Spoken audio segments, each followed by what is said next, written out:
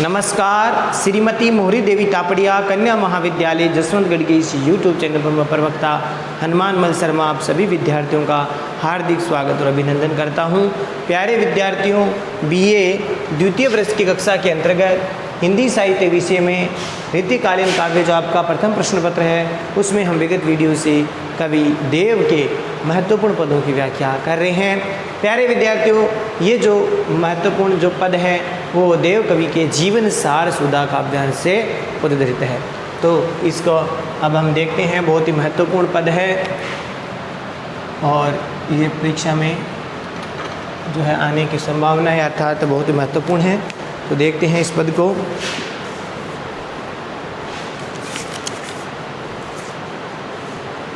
सासू, देखिए सब यही छंद है, ये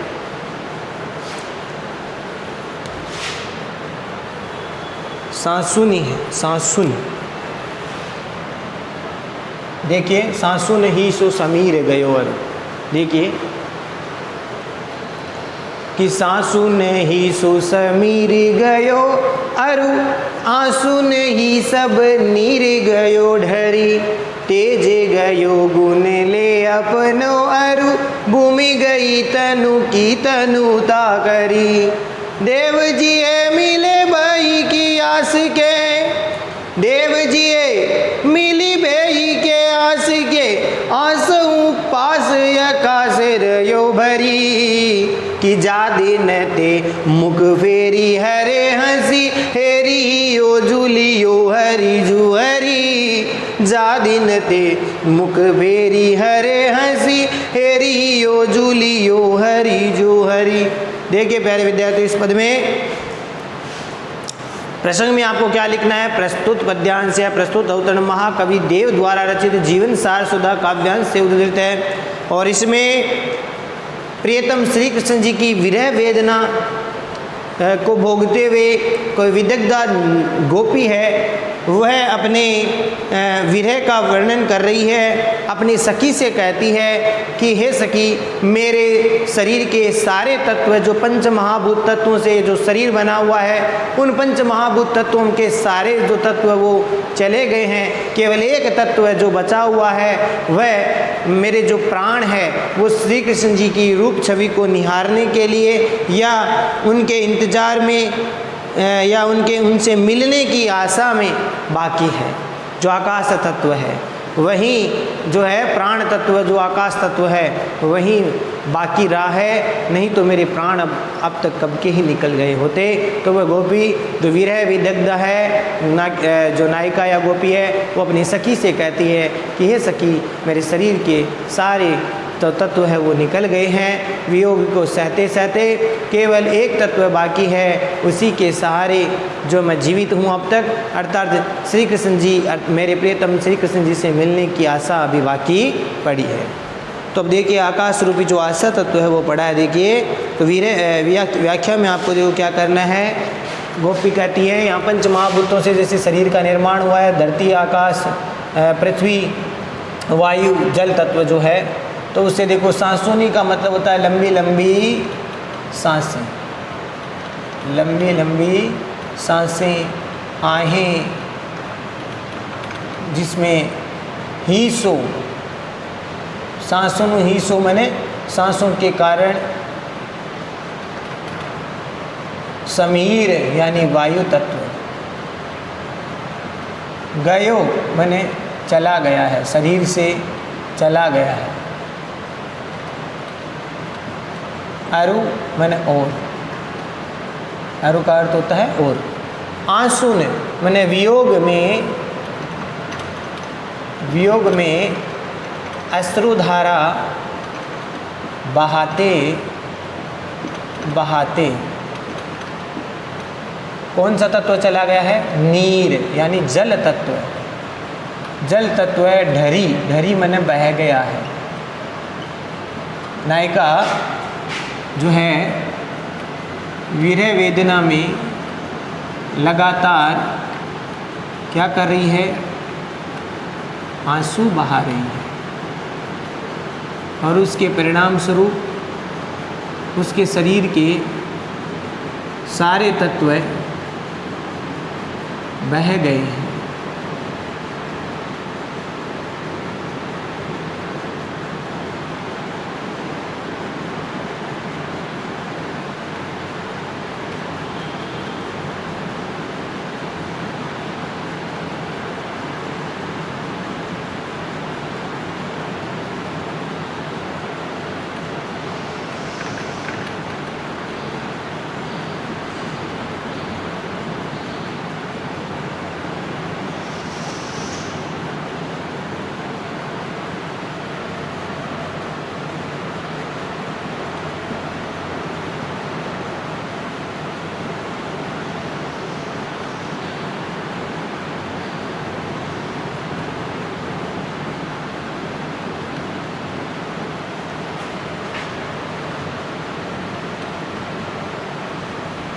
देखिए प्यारे विद्यार्थियों, विरह विदग्ध जो गोपी है उसके वियोग को सहते सहते आंसू लगातार अश्रुधारा बह रही, उसे जल तत्व बह गया है। तेज गयो, तेज शब्द यहाँ पर अग्नि तत्व का प्रतीक है। तो अग्नि तत्व जो है वह गयो गुण ले अपनो, अर्थात अपने गुणों को लेते हुए चला गया है। अर्थात नायिका का जो शरीर है वो कांतिहीन हो गया है, शरीर कांतिहीन हो गया है। किस कारण से? वियोग को सहते सहते शरीर कांतिहीन हो गया है। तो तेज तत्व चला गया है, अग्नि तत्व चला गया है। अरु और है ही है भूमि अर्थात पृथ्वी तत्व है। पृथ्वी तत्व गई तनु, तनु माने शरीर, शरीर की तनुता माने दुर्बलता, कमजोरी। वियोग सहन करते करते नायिका का जो शरीर है, गोपी का शरीर है, वो दुर्बल हो गया है। करी मन दुर्बलता करके या दुर्बल हो करके, कमजोर हो करके उसका भूमि तत्व चला गया। देव कवि कहते हैं जिए मिल बेई की आस, जिए मने हृदय को, मन को, मन को। मिले बेई का मतलब होता है मिलना, मिलने की आस मन आशा, मिलने की आशा के रूप में। आशा हूँ पास मन आस पास, आस पास रहता। आशा हूँ पास मन आस पास रहता है। क्या? आकाश तत्व है। जैसे आकाश शून्य है, यहाँ पर जो मिलने की आशा रूपी प्राण तत्व हम कह सकते हैं, मिलने की आशा रूपी आकाश तत्व, वह इस शरीर में अब रहा है। भरी मन भर करके या रह करके। जा दिन ते मन जिस दिन से, वैसे इस पंक्ति का ऊपर अर्थ आएगा जिस दिन ते का से, जिस दिन से। मुख फेरी हरे हंसी, हरे मन श्री कृष्ण जी ने, हंसी मैंने हंसा है, हंस करके मुख फेर लिया, फेरा लिया। ठीक है। श्री कृष्ण जी ने जिस दिन से नायिका गोपी की तरफ, जा दिन ते मन जिस दिन से। हेरी हियो, हेरी मन देखना, मतलब जिस दिन से मैंने श्री कृष्ण जी को हंसते हुए देखा है और उनको हंस करके अपने मुखमंडल को फेर लिया है। हियो मैंने हृदय या मन, मन जू लियो, मेरे मन को जो श्रेष्ठ मन है उसको लियो, मैंने लिया। हरि मैंने हरण, जू हरि मैंने श्री कृष्ण। देखिए अब इसका अर्थ हम देखते हैं प्यारे विद्यार्थियों। अब इसका अर्थ देखते हैं कि सांसों ही सो समीर गयो और वास नहीं सब नीर गयो ढरी। अर्थात विरह विदग्ध जो नायिका है, गोपी है, वो अपनी सखी से कहती है कि श्री कृष्ण जी के प्रेम में, उनके वियोग में मैं जो लंबी लंबी सांसें लेती हूँ, अर्थात लंबी लंबी आहें लेती हूँ वियोग में, जो लंबी लंबी सांसें, सांस जो चलती है, उन सांसों के कारण मेरा वायु रूपी तत्व शरीर से निकल गया है। सांसन ही सो समीर गयो।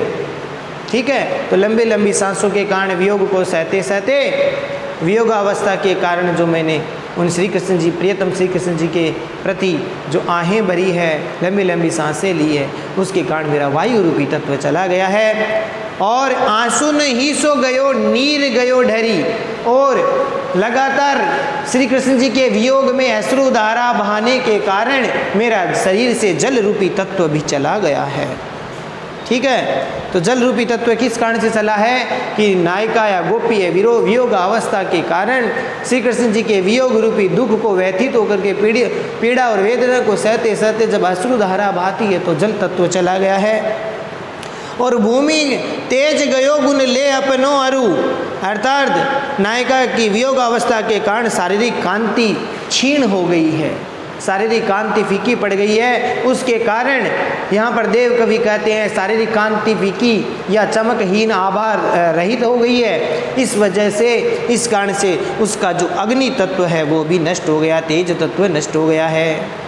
और शरीर की जो तनुता माने कमजोरी या जो कृष्णता है, दुर्बलता है, कृष्णता है, नायक गोपी है वो प्रियतम श्री कृष्ण जी का सुमिरन करते करते, उनको याद करते करते, उनके वियोग की व्यथा को सहते सहते उसका शरीर अत्यंत दुर्बल हो गया है, कमज़ोर हो गया है। और इस प्रकार से शरीर के दुर्बल या कृष्ण होने के कारण उस नायिका के शरीर का भूमि तत्व चला गया है। ठीक है प्यारे विद्यार्थियों, आपको समझ में आ गया होगा। तो उस नायिका की दुर्बलता और कमजोरी के कारण शरीर जो पतला हो गया है और इस कारण से पृथ्वी तत्व चला गया है।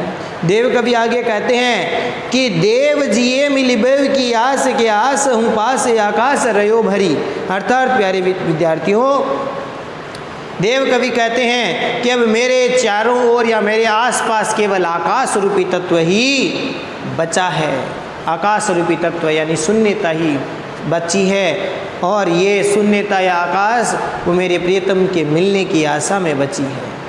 और ये भी इसलिए क्योंकि मेरे हृदय में अब तक क्या है, आसों पास आकाश रयो भरी, जिए मिलबे की आस के यानी श्री कृष्ण जी से मिलने की आशा से में प्रियतम मेरे हृदय में श्री कृष्ण जी से मिलने की तीव्र जो आशा है, अभिलाषा है वो बची हुई है। उसी कारण से आकाश रूपी तत्व है वो बचा हुआ है, नहीं तो मेरे प्राण अब तक मेरे शरीर को छोड़ करके चले जाते। तो यहाँ पर कवि का आशय यही है कि ये जो शरीर है वो पंच महाभूतों से बना है, वायु जल तेज पृथ्वी और आकाश इन पंच महाभूतों तत्वों से बना है। और प्रियतम के कृष्ण के विरह में नायिका या गोपी के वायु जल पृथ्वी और तेज ये जो तत्व है वो शरीर से छोड़ करके चले गए हैं और इस कारण शरीर अत्यंत दुर्बल हो गया है। केवल सामने शून्यपन दिखाई देता है और शून्य का अर्थ यहाँ पर आकाश तत्व से है।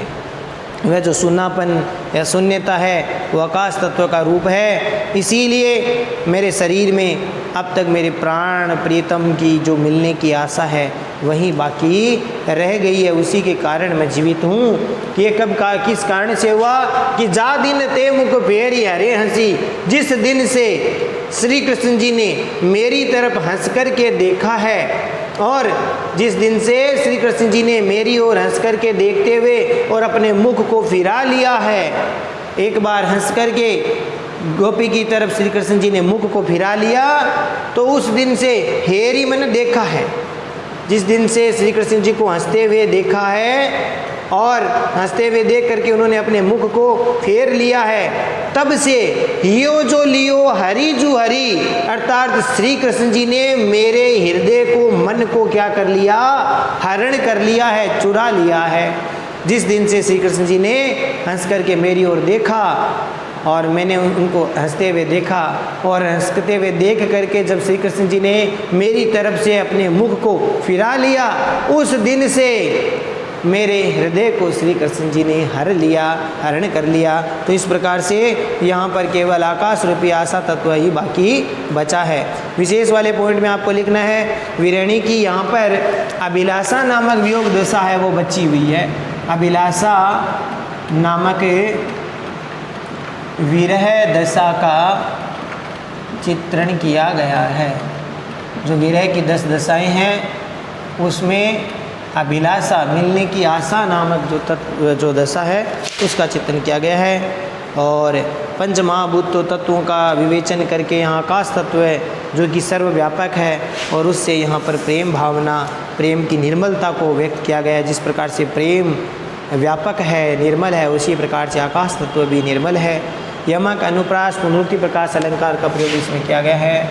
यमक अलंकार है, ठीक है, और पुनरुक्ति प्रकाश अलंकार है, शब्दों की आवर्ती हुई है। और इसके साथ साथ रूपक अलंकार है, ये अलंकार है। और प्यारे विद्यार्थियों, छंद की बात करें तो इसमें सवैया छंद है, ब्रज भाषा है, छंद की अतिगति उचित है। इस प्रकार से आपको विशेष वाले पॉइंट में लिखना है। तो आशा करता हूँ प्यारे विद्यार्थियों, ये जो पद है आपको ठीक से समझ में आ गया होगा।